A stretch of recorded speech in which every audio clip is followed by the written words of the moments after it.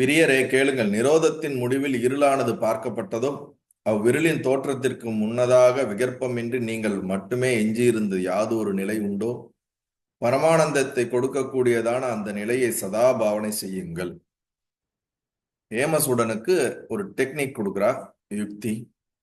இந்த டெக்னிக்கை நீங்க தொடர்ந்து பிராக்டிஸ் பண்ணீங்கன்னா அந்த சத்தியமான அந்த ஆத்ம அனுபவமும் ஆத்ம ஞானமும் உங்களுக்கு ஏற்படும் என்று கைட் பண்றா. இதன் கண் எல்லோரும் பகிர்முக திருஷ்டியுடையவராக இருப்பதினால் அந்தர்முக திருஷ்டியினில் நாடுபவர்களுக்கு இந்த அனுபவங்கள் சாத்தியமாகும்.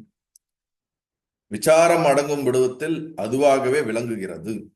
இது ஒரு முக்கியமான ஒரு பாயிண்ட். அதாவது இருந்த இடத்திலேயே அடைந்ததாகவும் இருக்கின்றது, உலக விஷயங்களைப் போல் விசாரத்தினால் அறியக்கூடியதும் அன்று. இது ஒரு இம்பார்ட்டன்டான ஒரு பாயிண்ட்டுங்க, நம்ம ரிமைண்ட் பண்ண வேண்டியது. அதாவது உலக விஷயங்கள், உலகத்தில் இருக்கக்கூடிய எல்லா விஷயங்களையும் நாம் கேட்டு புரிந்து அறிந்து, இது என்ன மெட்டீரியல், ஒரு துணி வாங்குறதா இருந்தா கூட இந்த துணி எந்த மெட்டீரியலு, இது காட்டனா நைலானா, இந்த மாதிரி நிறைய ஆராய்ச்சி பண்ணி நம்ம அதை பார்த்து புரிஞ்சு பிரத்யட்சமா அதை அனுபவித்து வாங்குறோம். ஆனா இந்த ஆத்ம அனுபவமானது உலக விஷயங்களை போல் விசாரத்தினால டைரக்டா ஒரு என்கொயரி பண்றதுனால மட்டுமே கிடைக்கிறது கிடையாது.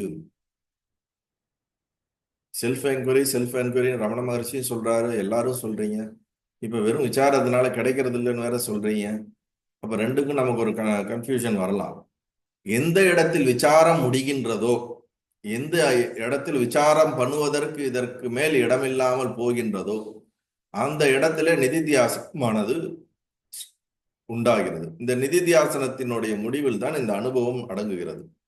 விசாரம் அடங்கும் இடத்தில் அதுவாகவே விளங்குகின்றது.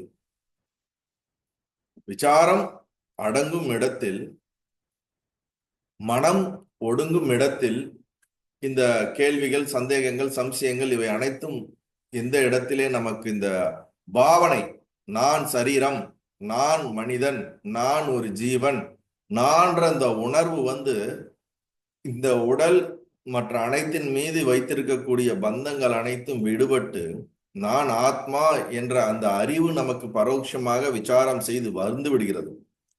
அந்த அறிவு வந்து அந்த அறிவிலே நம்மளுடைய எப்படி வந்து ஒரு ரோஜா வந்து தேன்ல போட்டு அது குல்கந்துன்னு சொல்லுவாங்க, அந்த ரோஜா முழுவதும் அந்த தேன் மயமாக அது அதுவாகவே மாறுவது போல நாம் இந்த நான்ற உணர்வு கம்ப்ளீட்டா அந்த உலக வாசனைகளிலிருந்து விடுபட்டு விடுபட்டு இந்த ஆத்மாவினுடைய உணர்விலே லயமாகிறது, அந்த உணர்வாகவே மாறுகிறது.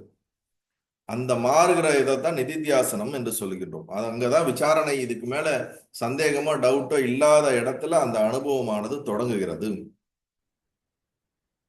நல்லது.